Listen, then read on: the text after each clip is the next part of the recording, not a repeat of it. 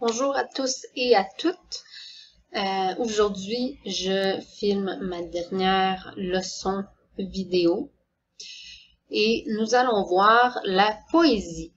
Je sais que la poésie n'est pas le sujet favori de tous les élèves. Je trouve qu'il y a quelque chose de très beau dans la poésie et je trouve qu'on peut vraiment créer et sortir notre personnalité dans les poèmes, mais ça reste quand même un sujet, une notion un petit peu plus difficile.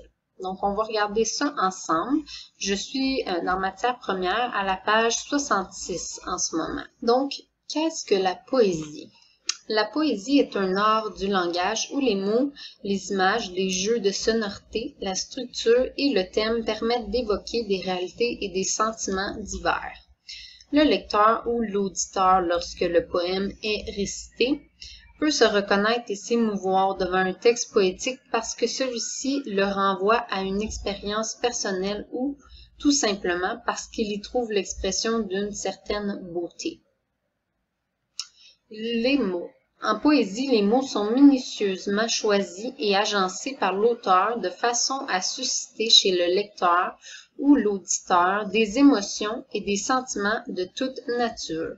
Généralement évocateurs, ces mots forment un ou plusieurs champs lexicaux qui donnent un sens au poème et créent une atmosphère.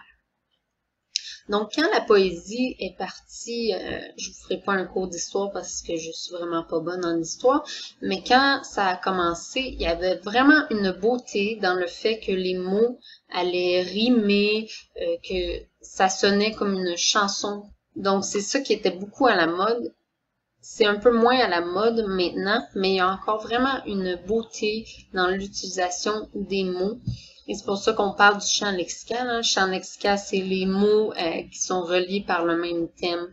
Je vous donnais l'exemple cette année, il me semble, du champ lexical de l'école. On va parler de devoir, direction, classe, amis, pupitre, tableau, etc. Donc, voici le champ lexical. Ici, on utilisait beaucoup dans la poésie les champs lexicaux de l'amour, de la beauté, etc. Mais il y a plein de choses à exploiter avec les mots ici. Les images. Et là, on ne parle pas directement des images au sens propre. On s'entend, c'est au sens figuré ici. Les poètes créent des images que l'on peut voir avec l'imagination plutôt qu'avec les yeux. Elles donnent de la force au texte et traduisent leur vision personnelle du monde en faisant appel à notre imaginaire. Donc, c'est là vraiment que les auteurs, les poètes aiment créer des images pour qu'on puisse s'imaginer ça dans notre tête. Et ce qui est le fun aussi, c'est que différentes personnes vont voir différentes images dans leur tête. Pour créer ces images, les poètes ont recours à différents procédés stylistiques et linguistiques qui touchent 4 aspects. On va parler du sens des mots. Donc, c'est là qu'on fait des figures de style. Les sons, donc ce qui va rimer, les allitérations. Les formes, donc quelle forme prend le poème, un sonnet, un acrostiche, un calligramme. Et le rythme. Est-ce qu'il y a une répétition, une énumération qui crée un rythme quand on récite le poème? Les figures de style. Une figure de style est un moyen d'expression qui consiste à jouer avec les mots et leurs différents sens pour créer des images expressives. On a déjà regardé, en lisant des belles œuvres cette année comme du Molière, les figures de style, même qu'on ne nous montre pas une de celles qu'on avait vues qui était la personnification. Ici, on a la comparaison qui consiste en fait à rapprocher 2 réalités au moyen d'un terme comparatif. Comme dans l'exemple ici, cet enfant n'a rien fait de mal. Il est blanc comme neige. Ici, il est blanc comme neige. On connaît cette expression-là. Ça veut dire qu'il n'a rien fait de mal. Il n'a pas à être blâmé, en fait. La métaphore consiste à rapprocher 2 réalités sans utiliser de termes comparatifs. On vous disait souvent, ça ressemble beaucoup, il n'y a seulement pas de termes comparatifs ici. Une des réalités comparées est généralement exprimée au sens figuré. Cet amour qui s'éteint me chagrine profondément. Je ne trempe pas ma plume dans un encrier, mais dans la vie. Ici, on voit sont plus difficiles que celles qu'on a vues quasiment. On a vu quand même des difficiles, là, mais on est maintenant à la page 67. On parle des jeux de sonorité ici. En plus du sens qu'ils portent, les mots d'un texte poétique sont choisis pour leur sonorité, leur rythme, leur musicalité, qui participent à leur pouvoir évocateur. Pour cette raison, la rime, l'allitération et la répétition sont fréquemment mises à contribution dans la poésie. Donc, je vous disais, là, quand on parle, on récite un poème, et là, les mots, il y a des rimes où on recommence tout le temps avec le même mot. Ça crée un rythme un peu comme dans une chanson, là, en fait. Donc, la rime, tout le monde connaît ça. La rime est le retour d'un même son à la fin de deux ou de plusieurs vers. Comme si et après la croisée sur l'horloge du corps qui rendait mal monté de mailles lourds accords. Donc, on voit ici différents types de rimes. Ça, vous allez avoir le temps de voir ça dans vos prochaines années de secondaire.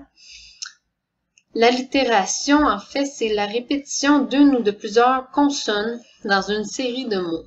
En mettant en relief un son, l'allitération vise non seulement à produire un effet de rythme, mais aussi à suggérer un sentiment, une atmosphère. Dans l'exemple ci-dessous, la répétition du R évoque le roulement du rire et le grondement de la rage. C'est le règne du rire amer et de la rage. Donc, on voit ici, on va mettre l'accent beaucoup sur la lettre R ici, et la lettre R va nous apporter différentes émotions, dépendamment de ce qui est dit, de ce qui est représenté dans le poème. Donc, c'est ça l'allitération. Des fois, des poètes font vraiment exprès pour utiliser tout le temps une même consonne. La répétition peut prendre la forme de mots, de phrases ou de vers répétés mot pour mot. Elle intervient sur le rythme tout en mettant l'accent sur un mot ou une idée. Exemple, et le père, qu'est-ce qu'il fait? Le père, il fait des affaires. Donc, on voit ici répétition d'un même son pour créer une certaine musicalité, là, vraiment. La structure. Visuellement, la structure d'un poème se différencie de celle des autres textes. L'usage de la majuscule et de la ponctuation est variable d'un poème à l'autre, tout autant que la forme graphique du poème. Le vers est représenté par une ligne graphique dans un poème. Donc, ça veut dire qu'on ne va pas dire la ligne, telle ligne, on va dire le vers 5, par exemple. La strophe, ça c'est un ensemble de vers caractérisé par une même unité de sens. Elle est l'équivalent d'un paragraphe dans un texte. Donc, même chose, on ne va pas dire le troisième paragraphe, on va dire la troisième strophe. Le thème, très important, est l'âme d'un poème, le sujet sur lequel il est axé. Le ou les champs lexicaux d'un texte poétique sont un excellent indice pour en dégager le thème. De plus, le texte poétique comporte très souvent des séquences narratives ou descriptives qui révèlent au lecteur ou à l'auditeur le thème que l'auteur a voulu explorer. Parmi les thèmes que privilégient les poètes, mentionnons l'amour, la vie, la mort, l'enfance, la misère, la guerre, la liberté, l'amitié, la joie. Donc, toutes sortes de thèmes qui sont possibles de découvrir à travers la poésie. Donc, je suis maintenant rendue à la page 68 où on a le texte modèle d'un poème. On va regarder un peu ce qu'on a. Ici, on a identifié les procédés littéraires. Donc, on a les thèmes qui sont la misère et l'itinérance. Figure de style, on a la répétition qui va être en jaune ici. On a les rimes qui vont être en gris. Et rime 2 qui est en bleu. On a une métaphore ici. Donc, on nous présente différentes choses là, sur les côtés. Comme on voit, là, 5 vers par strophe pour les 8 premières strophes. Donc, ici, on voit un paragraphe qu'on appelle une strophe. Si je dis à une élève, lis le premier vers, l'élève va me lire, il l'a tiré. Donc, c'est ça un vers. Donc, on va lire ça et on va regarder ce qu'on a. Le titre est « Un pauvre honteux ». Il l'a tiré de sa poche percée, l'a mise sous ses yeux et l'a bien regardé en disant « malheureux ». Donc, vous voyez ici, j'avoue que je me suis un peu pratiquée. Déjà, on voit un rythme un peu. C'est sûr que les rimes créent déjà ça, mais j'ai fait exprès pour pas prendre beaucoup de pauses et enchaîner beaucoup les mots. Deuxième strophe. Il l'a soufflé de sa bouche humectée, il avait presque peur d'une horrible pensée qui vint le prendre au cœur. Donc on voit ici métaphore d'une horrible pensée qui vint le prendre au cœur. Et on a aussi le champ lexical du corps humain. Déjà, ici, on parle un pauvre honteux, on a un monsieur qui a de l'air en mauvais état. Donc, le champ lexical ici du corps humain va vraiment bien ici là, avec le poème. Il l'a mouillé d'une larme gelée qui fondit par hasard, sa chambre était trouée encore plus qu'un bazar. Il l'a frottée, ne l'a pas réchauffée, à peine il la sentait car par le froid pincé, elle se retirait.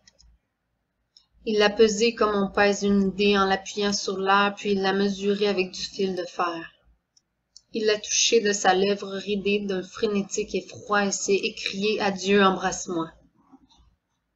Donc ici, on a une allitération avec la lettre R, hein? La lettre R qui revient souvent. Et on voit la répétition qui est là depuis le début. On commence la majorité du temps avec « il l'a ». En fait, je ne sais pas pourquoi ils ne l'ont pas identifié ici, parce qu'on l'a aussi. Là, en fait, ça commence avec ça depuis le début. Si on regarde la page 69.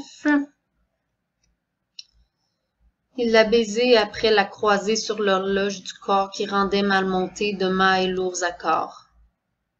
Il l'a palpé d'une main décidée à la faire mourir. Oui, c'est une bouchée dont on peut se nourrir.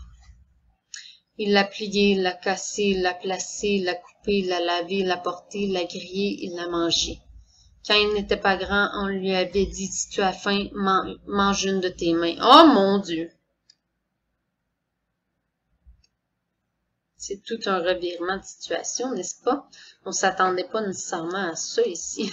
Donc, on a terminé vraiment en beauté avec une énumération qui rime. En fait, ici, ça finit tout le temps avec « et ». Et on a continué la répétition ici avec « il l'a ». Donc, je vais m'arrêter ici. Pour les exercices, si vous avez quoi que ce soit comme question, vous n'hésitez pas à m'écrire. Ça va me faire un plaisir de vous aider comme d'habitude.